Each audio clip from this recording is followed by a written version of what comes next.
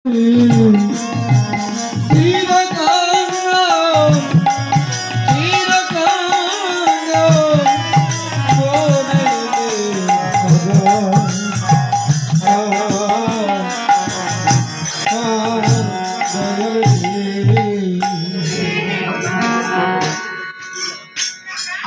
যদি পাঠাও দয়াল,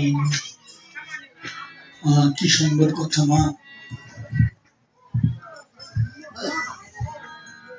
মা তোরা তো পড়াশোনা করিস না, বলতো এই গানটা কার? বলতে পারবি এই গানটা কার? বলো। এই গানটা হলো সাধক কবি, প্রেমিক কবি, ভাবুক কবি বিজয় সরকার।